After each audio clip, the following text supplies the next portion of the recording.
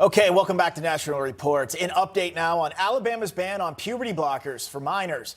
A federal appeals court ruling in favor of Alabama, saying they can continue to enforce the restrictions. Well, the Alabama Attorney General calling it a significant victory for our country and our children and common sense.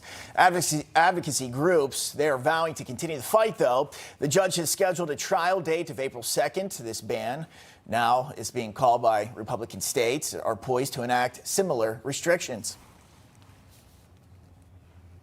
Children are being asked to identify their pronouns, and this is now part of the 10-year-old curriculum.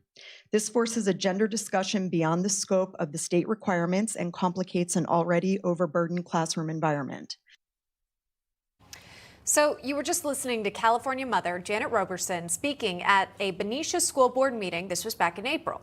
Now, she claimed she was fired from her job and accused of being transphobic by community members after she was speaking out against sexual ideology in the classroom. Her story is now garnering national attention after Students for America First California co-founder Jonathan Zackerson shared it on X, formerly known as Twitter, even getting the attention of Elon Musk. And she got our attention too. Janet joins us now live to tell us all about her experience. Janet, welcome, and thanks for coming on. If we could, we'll just talk about the viral tweet first, or post, whatever it was posted on X, writing this.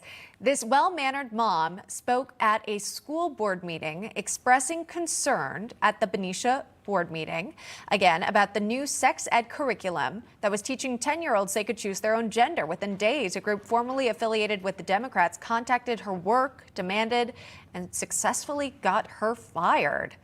Janet, is that accurate? What happened here? Yes, that's accurate. And thank you for sharing my story. So I spoke at the school board meeting, and it's available for anyone to view. It was very reasonable. I set forth some points I disagreed with. And within days, members of the Progressive Democrats of Benicia, which is a local club in my town, wrote letters to the newspapers. They wrote to my company headquarters and basically demanded that my company, which was Compass is the name of the company, that they basically make some explanation as to why they're employing a transphobe and a homophobe and a bigot and all these terrible things, none of which I am. And sure enough, Compass decided that they would get rid of me, which happened by the deadline that was set by the Progressive Democrats of Benicia treasurer. And they even called her to confirm that they had separated ways with me. So it's been really disappointing and shocking. I had no idea that would happen. And Janet, just for our viewers, could you explain what objection you were taking with the school curriculum? Sure. So they've put out new curriculum. It's due to be taught this year, is my understanding. And one of the main points that I disagreed with is that 10-year-olds are going to be taught that if they feel uncomfortable during adolescence, they can take puberty blockers. And that seems really troubling to me as a mom of a 9-year-old. I don't want him to be taught that. They were also teaching at the 12-year-old level about oral and anal sex. And I have a 12-year-old and a 14-year-old, and my girls are quite young and innocent, as well as my son. And it just seemed like subject material that the public schools ought not to be teaching children. And you went to the school board and you expressed those concerns. It was, I'm sure, an open session. Were parents allowed to speak and have their voices heard? Yes, so it was during the public comment session. We each had 3 minutes to speak. I was disappointed because we have a town of 30,000 people and 4,500 students in the school district, as far as I know. And I really thought that other parents would be there to speak their objections. But I think parents are busy. I don't know that all the parents really had the chance to read all the curriculum like I did. I did a pretty thorough research of it. And so I was the only mom at that meeting to speak up. And I think maybe that's why some of the folks in town who disagree with me felt like they could come after me. Well, you used your voice. And again, like I said, it got national attention. Libs of TikTok shared the clip. Elon Musk also taking note, writing on his platform. Compass, did you really fire this person for this reason? And I did want to get the company's statement here. A spokesperson with Compass had said that you were not an employee writing this.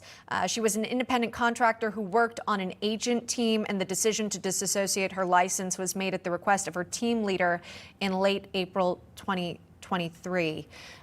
Janet, your response to Compass's reaction? Yeah, I was Absolutely shocked when I saw that. And just for the record, most realtors in the United States are independent contractors. So it is true, semantically, I am not an employee, but as a realtor, I've invested tens of thousands of dollars branding myself as a Compass agent. I mean, it was my career.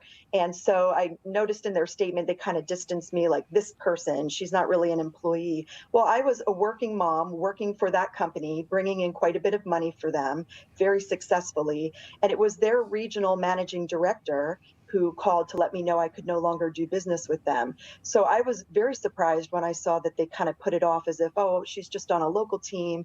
We didn't have anything to do with it. How refreshing if Compass would have come out and said, hey, we stand behind free speech and we respect Janet or any of our realtors across the country and what they believe in, and we stand behind them. But they didn't make that statement. And so that kind of disappoints me. I'd like to see Compass really come forward as an advocate of the First Amendment and say that they recognize free speech as something all of their realtors should enjoy. Yeah, you sound clearly disappointed with their course of action. Do you plan to bring any legal challenges against Compass for what you say you've gone through? We're definitely exploring those options. And as you mentioned, Jonathan Zackerson with Students First here in California, who initially put the tweet or the X out, we are trying to get some money to see if we can come up with some legal action to protect independent contractors.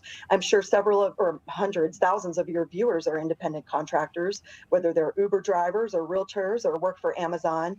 And I feel like we as Americans should have every right under the law to speak freely at a school board meeting as someone who's designated as a quote unquote employee. Yeah. Okay, Janet, thanks for coming on and sharing your story. We'll keep your family in mind and, of course, wishing you the best of luck with your future endeavors. Janet Roberson, thank you. Thank you. Thank you so much. You're welcome. Okay, now.